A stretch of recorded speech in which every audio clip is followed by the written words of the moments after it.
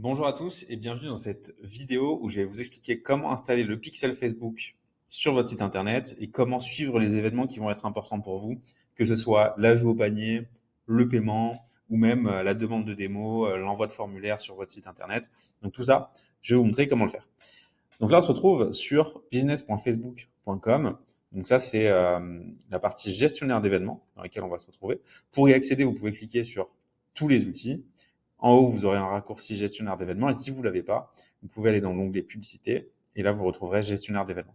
Donc, vous allez arriver sur cette interface. Moi, j'ai déjà un pixel qui existe avec la donnée qui remonte comme on peut le voir. Et vous, vous allez devoir associer des données. Donc, vous cliquez sur le bouton à gauche en vert. Vous cliquez sur Web, parce qu'on va vouloir suivre sur un site web. Et ensuite, sur Suivant. Vous allez arriver hop, sur cette interface-là, en fait, on va vous demander soit d'intégrer directement votre pixel sur un partenaire comme Shopify ou WordPress. Donc, en fait, souvent, vous aurez juste à copier un ID, donc une suite de chiffres, et le coller dans le bon espace directement sur Shopify ou sur WordPress. Sinon, vous pouvez l'installer manuellement. Et là, ce que va faire Facebook, c'est qu'il va vous donner un code ici, donc que vous pouvez copier. Et ce code, en fait, il faut le coller dans la balise aide de toutes les pages de votre site. Donc là, bon, ils vous font un petit schéma pour vous montrer comment ça marche.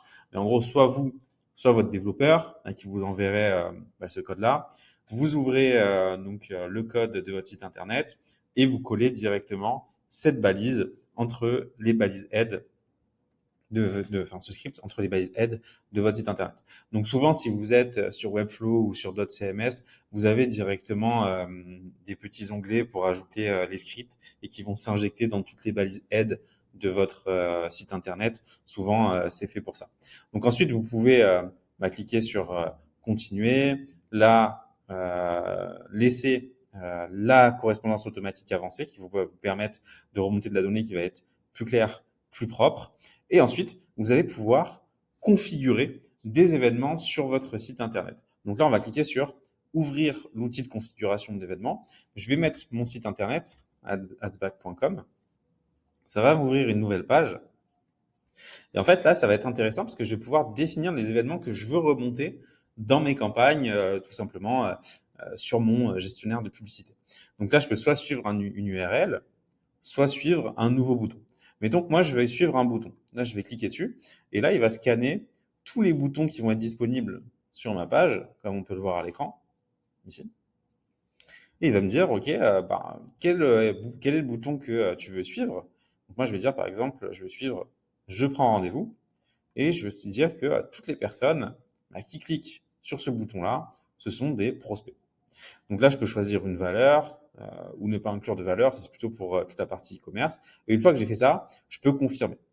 Maintenant que j'ai confirmé, donc moi je vais pas le faire parce que sinon ça va casser mon compte, mais maintenant que j'ai confirmé, je vais avoir ici hop, sur mon écran, donc pour mon pixel que vous aurez créé, vous allez avoir vos événements personnalisés qui vont remonter. Donc là, par exemple, j'ai le prospect, comme celui que je vais vous montrer, qui remonte avec de l'information au fur et à mesure du temps. Vous avez un autre moyen aussi de créer des conversions personnalisées. Donc en vous rendant à gauche en dessous de source de données sur conversion personnalisée, en cliquant sur le bouton créer une conversion personnalisée. Donc là, je peux mettre test vidéo Adsback, par exemple. Je veux suivre en fonction du pixel Adsback, donc c'est celui que j'aurais mis dans la balise aide, je rappelle, de mon site internet. Et là, je veux suivre des événements, soit enfin des conversions, créer des conversions personnalisées, pardon, soit en fonction d'événements que j'aurais pu créer. Donc là, les prospects, dire je veux que les prospects de telle page, que les prospects en fonction d'une condition particulière, ou en fonction d'URL. Donc le plus souvent, on va le faire en fonction d'URL. Et on va dire, par exemple, tous mes URL qui contiennent /merci, je veux que ça soit hop, thank you page.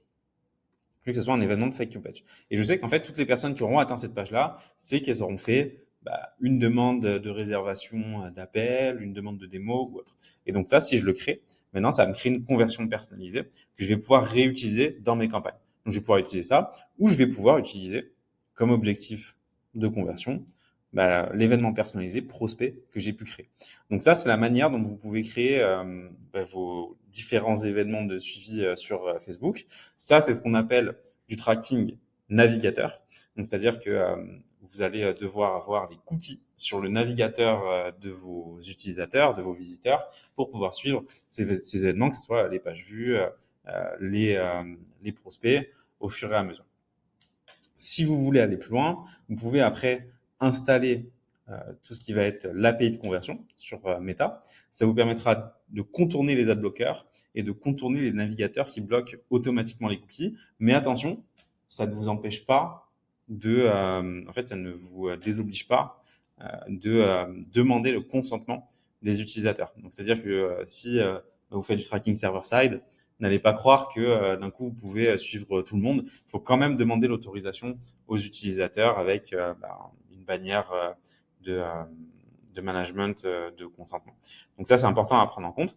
Mais en tout cas, là, vous avez déjà les bases pour mettre ce qu'on appelle un pixel navigateur qui vous permettra de suivre la donnée avec des cookies qui vont se positionner sur les navigateurs de toutes les personnes qui consulteront votre site internet. Donc j'espère que cette vidéo elle vous sera utile, elle vous permettra de manière assez simple d'installer votre pixel sur votre site internet et de créer déjà des premiers événements intéressants. Si vous voulez aller plus loin et installer des événements qui sont plus complexes, qui remontent de la valeur dynamique, qui vous permettent d'aller plus loin, je vous conseille de regarder ma vidéo sur Google Analytics, qui vous montrera comment utiliser Google Tag Manager aussi pour justement mettre en place des déclencheurs d'événements qui sont plus spécifiques, avec plus de contraintes, plus de conditions, pour vraiment faire tout ce qu'on veut au cas par cas. Donc, je vous remercie pour votre écoute. Et si vous avez des questions, n'hésitez pas dans l'espace commentaire à me poser toutes les questions que vous voulez. J'y répondrai avec grand plaisir.